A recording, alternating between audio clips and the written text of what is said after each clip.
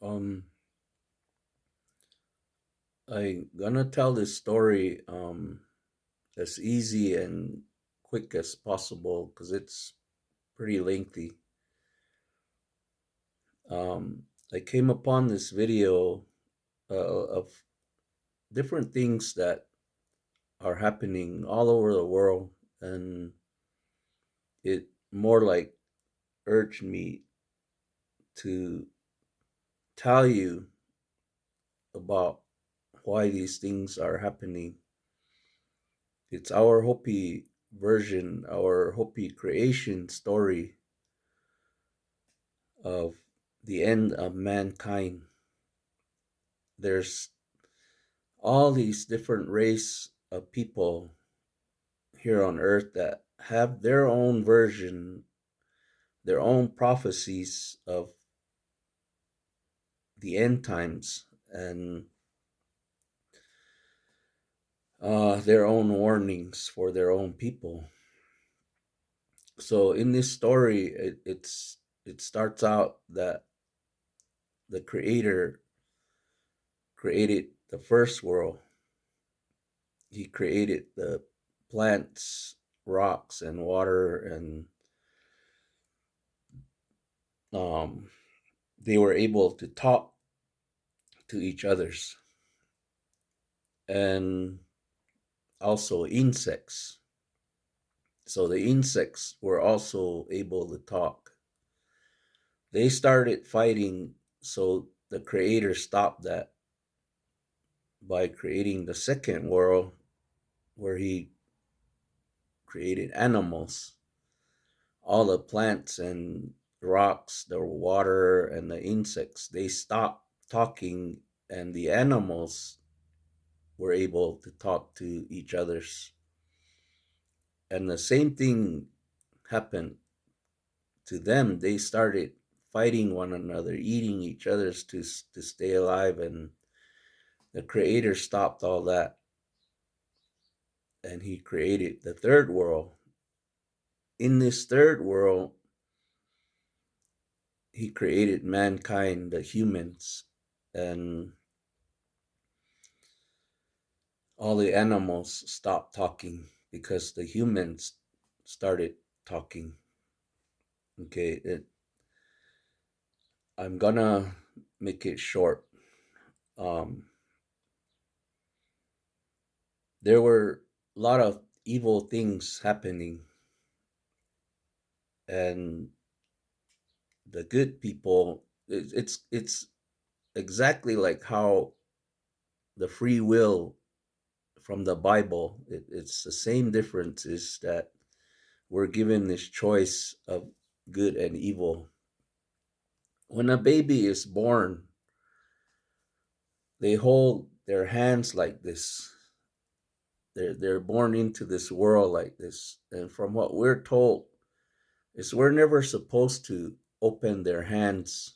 We're never supposed to try to open the baby's hands, the newborn, because they're holding their power of good and evil, and it's up to them what they want to choose throughout their life as they're growing up. But of course, we're all conditioned in certain ways, okay?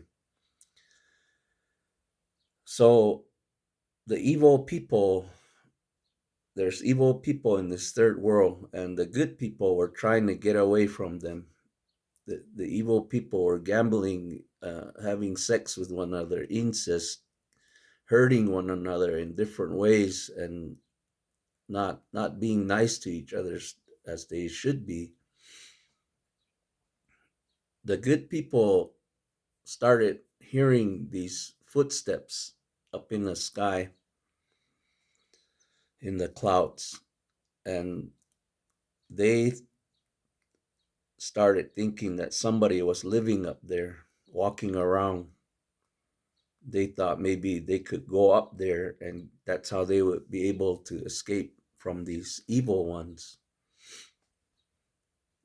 And so, how they did it was they created these birds, And everything happens in four in Hopi. Okay. So the first one was a golden eagle. It, it was too big. It was instructed to go through this hole in the sky to try to reach that person that's up there. But he was too big. He got tired and he flew back down. So they on the second they created another one, a smaller bird, and that one went up there and almost made it, but he too was too big. And that one, from what we were taught, was that it was a red-tailed hawk, a little too big. He got tired and came back down. The third one, on the third day, they created an even smaller bird, which was a sparrowhawk. And that one actually made it to the hole in the sky. And he was able to see what was up there. He actually saw this man sitting to a fire. It was dark, and that's all he could see was the silhouette of this man sitting there to this fire. And he came down excited, told the chief, the leaders of the good people, what he saw. It gave them a lot of hope that they're going to actually find out who this person is. So on the fourth day, they created another one, an even smaller bird. And that one actually made it through the hole in the sky and was able to fly to that person that's up there. He flew around him a few times and landed right in front of him. And that guy was sitting there looking at him and asked him, "Why are you here? Who are you?" And the little bird told him that he was a messenger for the humans from the third world. And he told the man that how the humans were suffering from all the evil people that were doing these things down there, all the hurtful things, and that they wanted to get away from them. And he said the humans want to know if they could come up here and live with you. Being kind and compassionate, this man, this thing, spirit, um, so to speak, thought about it, sat there for a while, and finally spoke and said, "Okay,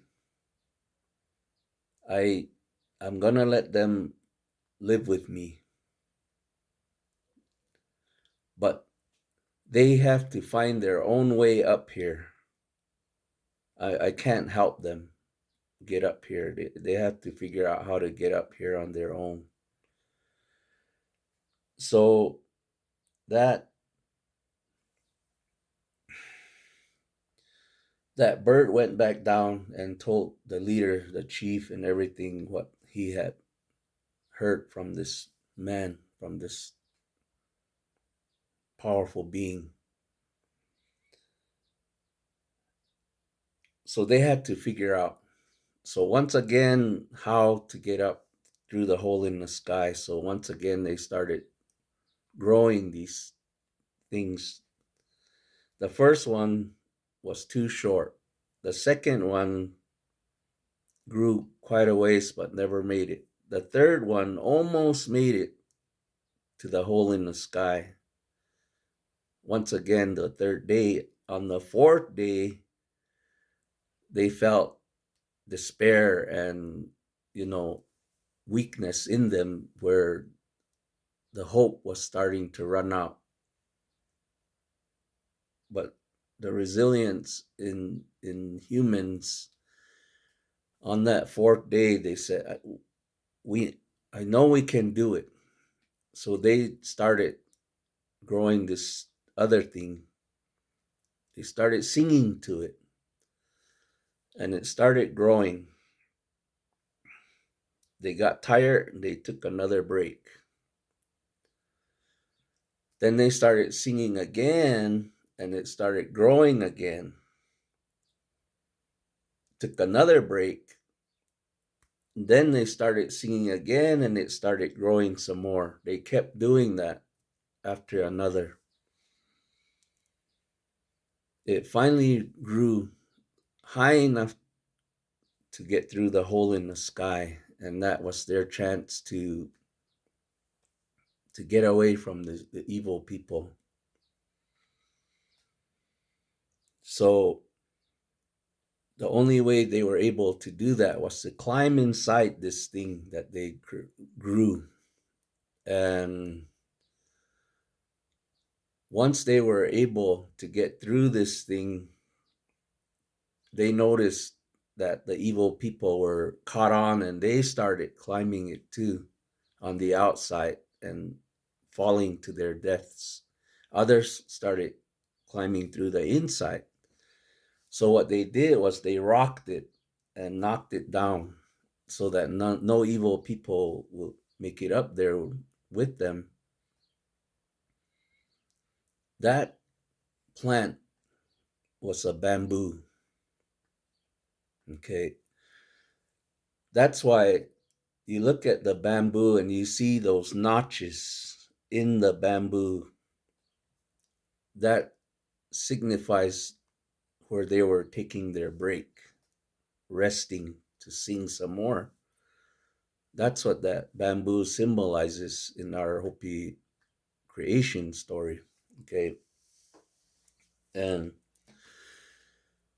once they came up, which is now the fourth world where we are now, that man, his name is Masao. He's the caretaker of this world, this fourth world, so to speak, in white man terms. Okay, and all he had was a planting stick, a bag of seeds, and a jug of water. And he said, "This is how I'm living. This is how you are going to learn to live up here, learn to survive the way I'm living." That's what he said to the people, to the humans. Once again, everything happens in four. On the fourth day, the leaders felt that there was something wrong, and they found out that there was one evil person that made it up into this fourth world, but they didn't know who. The only way they would find out is he instructed all of them to stand shoulder to shoulder in a big circle around him, and he used this cornmeal, ball of cornmeal, and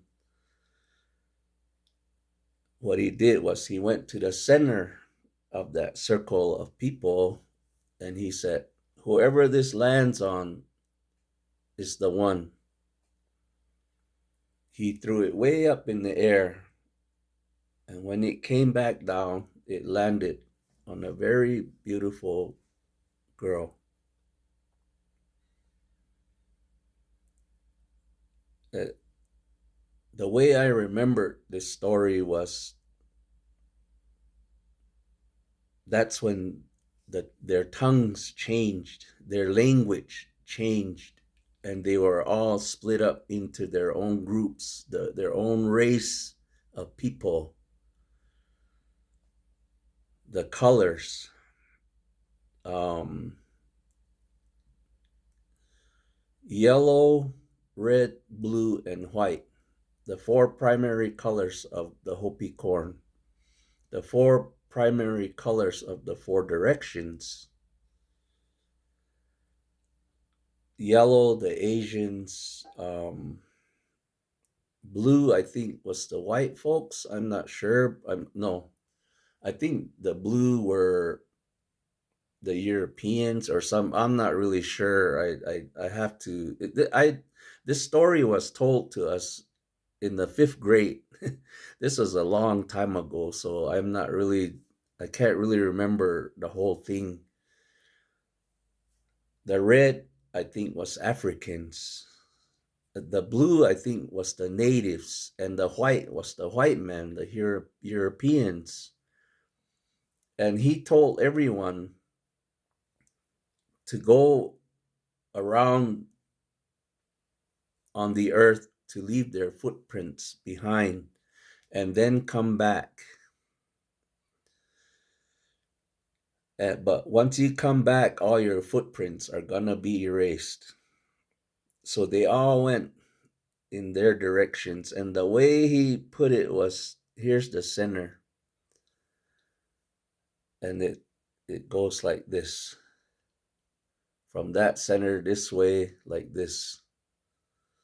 It's the Hopi migration symbol, which in easiest terms would be what Hitler stole. He turned it around and made it into his swastika. That's actually a Hopi migration symbol. The very center of that symbolizes your belly button. It symbolizes your birth into this fourth world. That's what that swastika is supposed to mean in our Hopi way of life, but nobody really, the other tribes use it. Other race, I seen the Tibetan people use it. I seen the Navajos use it. I read a book where they say Hitler stole it from the Navajos. There's other race of people around the world that use that same symbolism. It's a star constellation. Okay, so it's mankind. It belongs to mankind of the migration of how we split up in this fourth world. Okay, I don't want to start any conflict with anybody. This isn't meant for that. Okay, so when they were gonna, before they split up, he said, I'm gonna have you guys choose this corn. Each color he placed on the ground, and he said, I want you guys to go over and pick up the corn that you want. These, when he instructed that, when he started for it to go, they started running for it. They started racing each other's, and they picked up their corn. Some of them were long and real beautiful in color, while the last one that was left behind was the little short blue one. This other people, they walked patiently and picked that one up and brought it to them. He chose them. He taught them what he knows, which is the Hopi people. He told them this land, he told all the people, he told them this land doesn't belong to you. You're only borrowing it. You are not to fence it in. You are not to sell it. You are not to fight over it. And you are not to destroy it. Be kind to each others. Love one another and help each others out. No fighting. Okay. So that's what he instructed everyone. Easy instructions to live by. And so simple that the Hopi way of life was very simple from the start, peaceful. That's why they call them the Hopi peace. The peaceful people is what our people were called.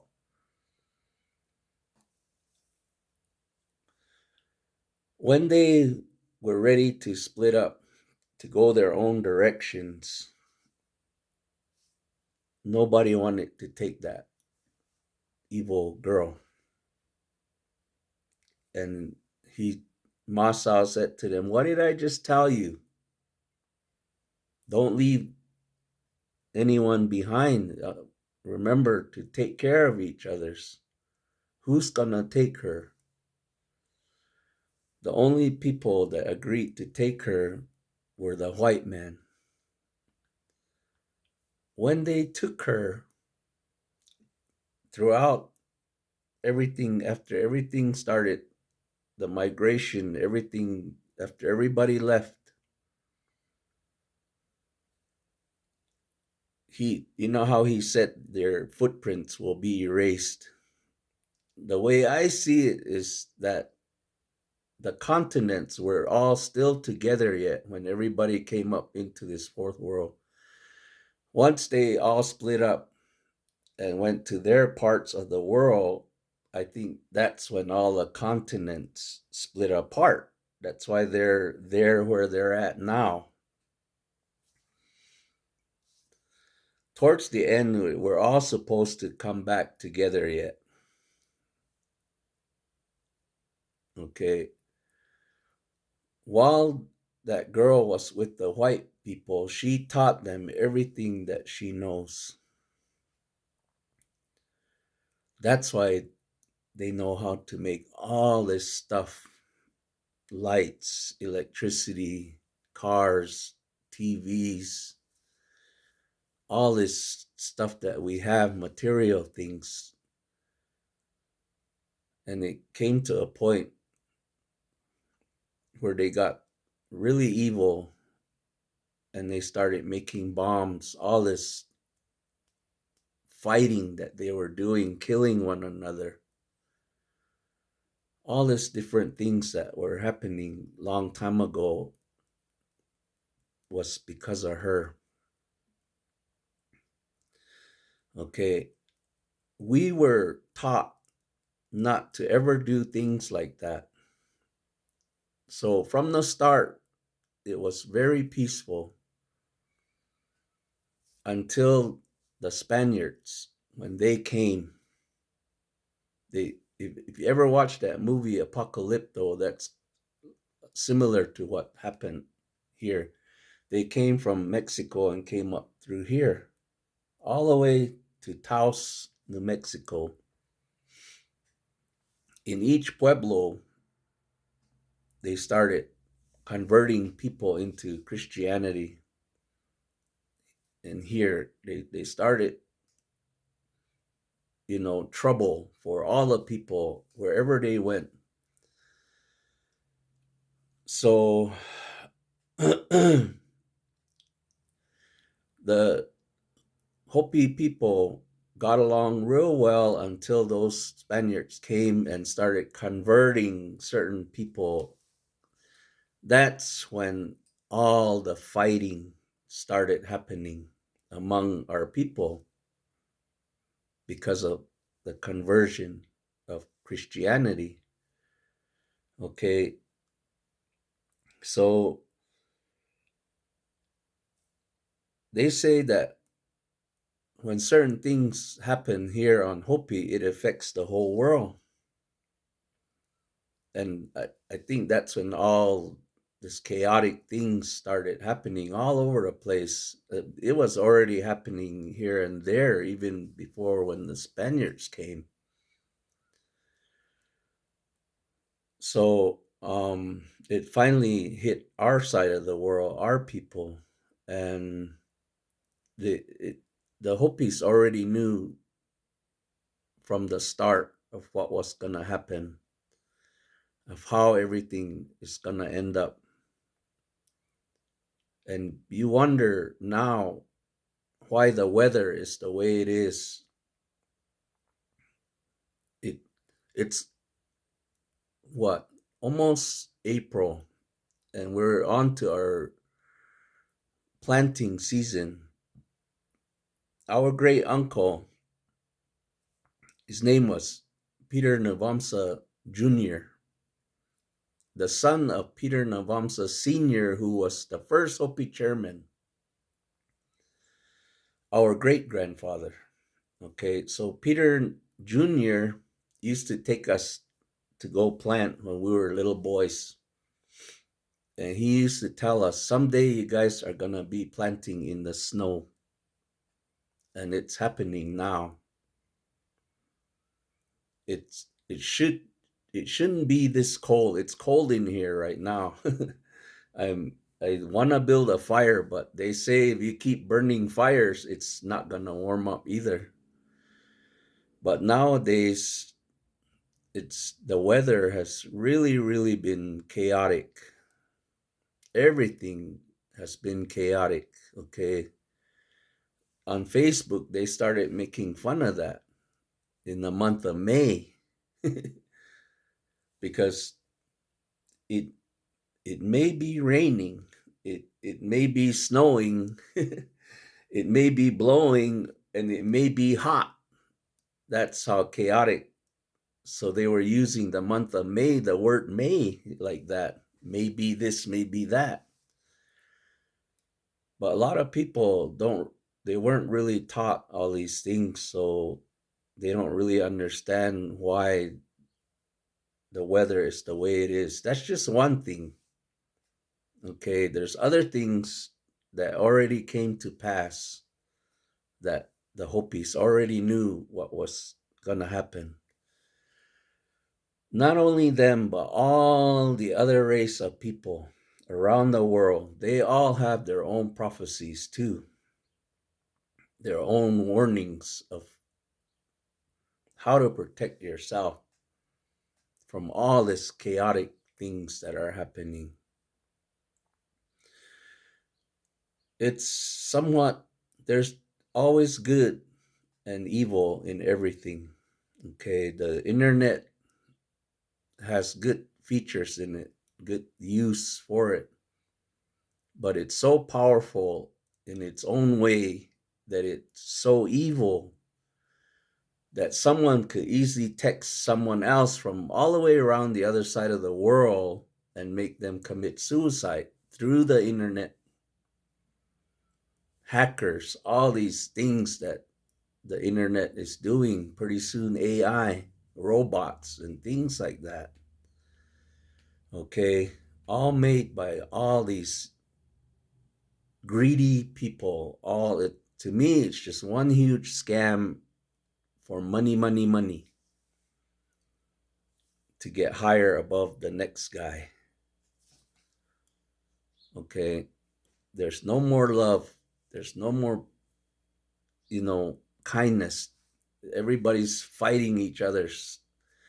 To me, the Facebook, all these apps, they're designed to make people fight each other's because everybody's looking at each other's in an ugly way. They're judging each other's in so many different ways, and that's not supposed to be that way. We're not supposed to behave that way or treat one another in such a way. But it's gone too far out of hand to where it's not ever going to be the same. All this destruction, mankind, the only species known to destroy themselves, human beings. Okay. Um, there's a lot of different things that our elders already knew from a long time ago that's still coming yet, that I can't really reveal that. I don't want you guys, every one of you that's watching this, I'm hoping that this will help you change your views towards one another, to be happy and peaceful in your heart, in yourself, so that you can treat others the same way. It starts with you, it starts with me. I need to practice what I preach, what I what I teach other alcoholics and addicts of how to behave properly. I'm no saint, okay? I'm not perfect. I made my mistakes too. I hurt all kinds of people even after I sobered up, because I'm just human. We all make mistakes, but we can learn from them. Forgive yourself. Stop beating yourself up. Go apologize to your family so that you can come back home and continue with the ceremonies that we do. Go back home to your families and apologize to them so that you can continue to teach the younger ones in your family wrong from right. Okay? That's how we should come back together. All these things that are happening now, I just saw these videos on TikTok where they're gonna have this huge protests on April the 5th. To me, it's just another tactic of dividing us, splitting us apart, so far apart, even further, where we will never come back. Okay. When that black guy was killed during Black Lives Matter, that was another way of making people fight one another. It, this guy that's in the White House now, a king, makes up these stories of these his enemies. He'll make up these stories to make his enemies fight one another, and that's how they eliminate one another. And all he does is watch. That's all he does. He creates chaos for all the people around him. And that's exactly what's happening now. If you want to be safe, if if if you want to stay alive, because I think it's going to be extremely dangerous to join that protest. Yeah, um, things can be resolved in numbers. Okay, I pray and hope that if you're gonna go to that protest, I pray and hope that you don't get hurt physically. I know everything is gonna affect everyone to a certain level psychologically. We're all gonna be affected somehow by it, somewhere down the line. That's why I was saying something's gotta give. Something's gotta give pretty soon. We'll see what happens on that day.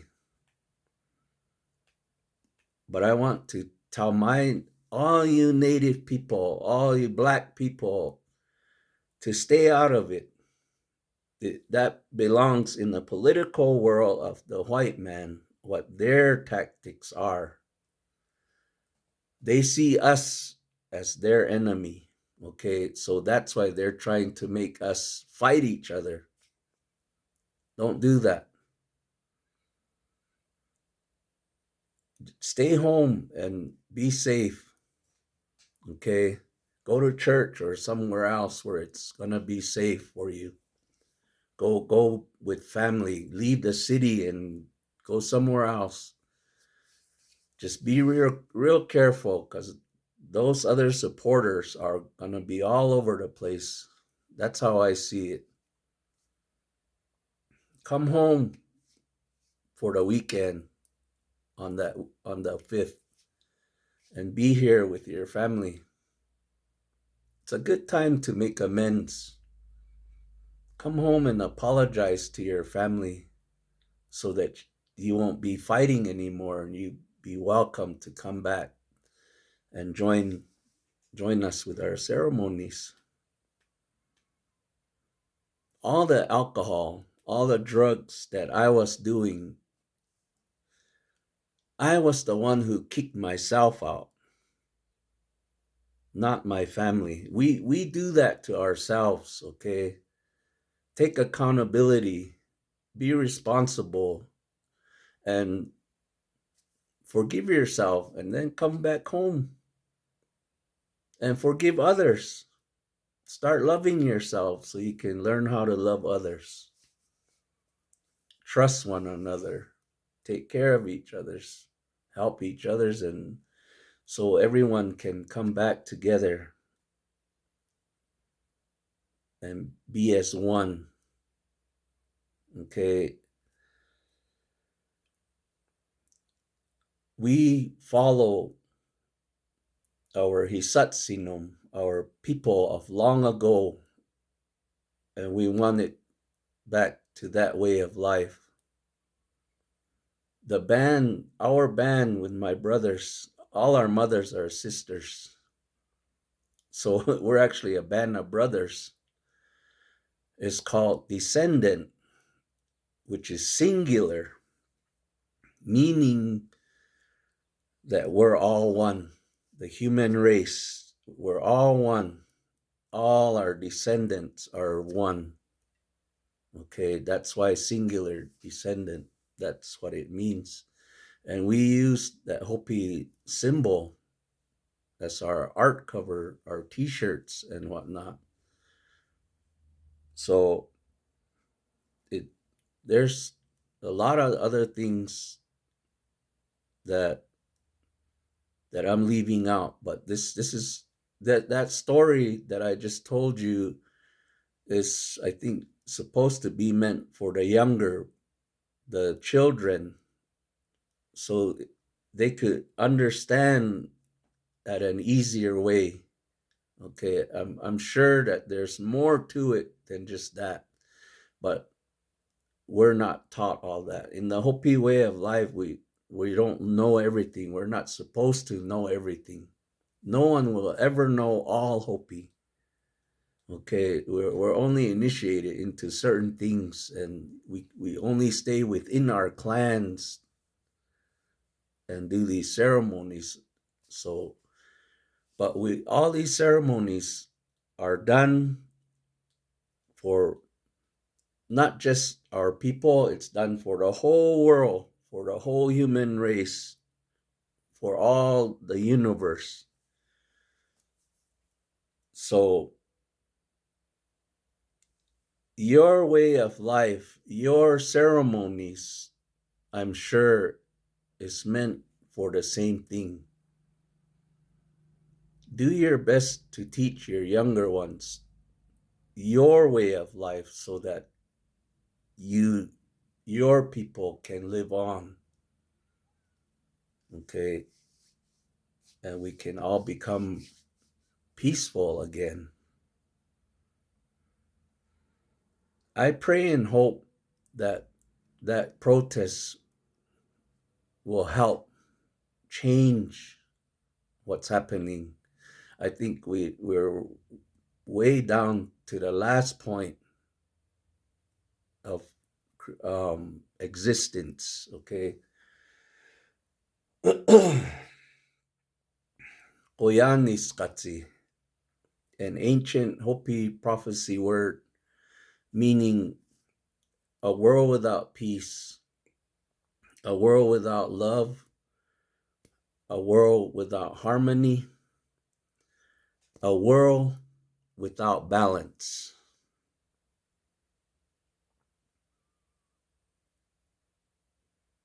That's why these things are happening. I want you guys to really look at yourselves and do your best to rethink your lives over. It's real hard for a lot of us to accept things the way they are, to accept people the way they are. I can't change anyone. I can only help guide those into sobriety the way I learned, which is real hard.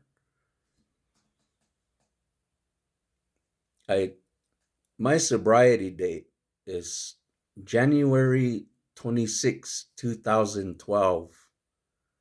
I had an appointment a couple of days ago, and I was telling that lady, she was asking me what my birth date was for sobriety. So I told her, and I said, I got 12 years clean and sober. And she said, no, it's 13 years. So I didn't really look at it yet. So um, if it is, then I'm actually selling myself short 1 year. I'm skipping 1 year or missing 1 year, not skipping, but I'm missing 1 year out of sobriety. So I guess I have 13 years of being clean and sober. I'm not perfect. I I'm not. I'm no saint. I did my things wrong too. I hurt my family. I hurt all the ones that I love that are so dear to me that I had to come back and apologize to them so that everything is running smoothly within our family, within my friends and my band, my brothers, everyone that I'm connected with closely. I made amends to them all.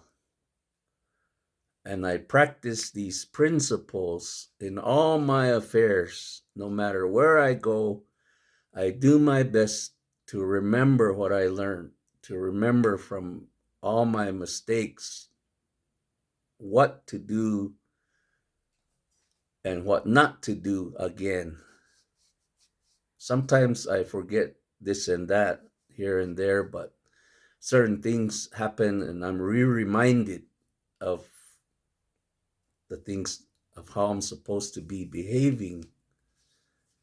So if I ever hurt you in any way, I'm sorry. Okay, I apologize. If if you want to forgive me, I thank you for that. If you don't want to, that's okay. It's up to you if you want to forgive me. I at least know that I apologized. So if once you start apologizing to your loved ones, just know that some of them might not forgive you, but that's okay. Don't use that against them. You pray for them and love them instead. Just like Jesus said, those who persecute you, don't fight back, don't retaliate. Pray for them instead. So, in our Hopi way of life, we pray for everybody. If you're going to that protest, just be careful. I'll be praying for all of you. Stay home and be safe and enjoy your weekend instead. Don't join in. Just be safe wherever you go. I love all of you and I care about all of you. In my own Hopi way of life, I'll be praying for all of every living soul, every everything that's breathing. I'll pray for everyone.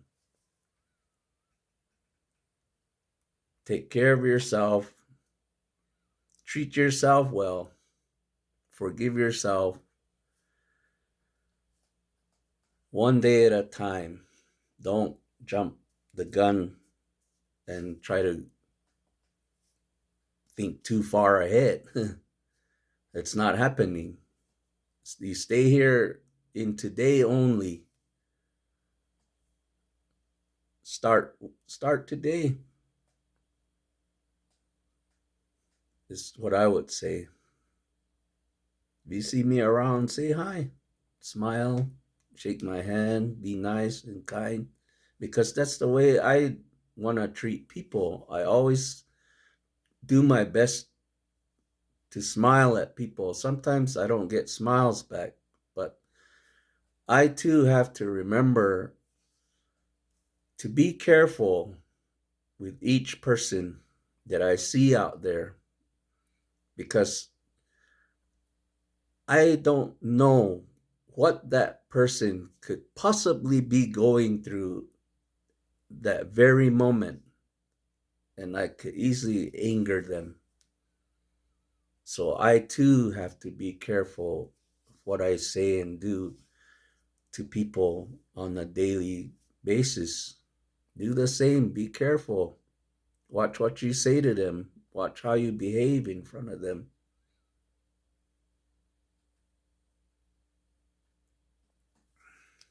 Be safe, take care of each other's. Watch out for your children, especially with the internet.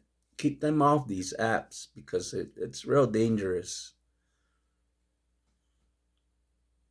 Hook them up with your traditional way of life instead, so that they'll teach the future generation so that we don't die off. Okay. Start behaving the way we were a long time ago, the peaceful way. He's watching us of what we're doing. And if we choose to be good to each others, maybe he'll give us another chance. Because mankind has gone far beyond the point of no return, that there's nothing we can do except to start treating each others in a good way. Maybe then, if we change, he'll give us another chance at life.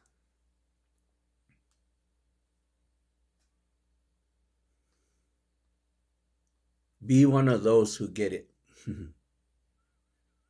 I'll talk to you guys again. Be safe out there.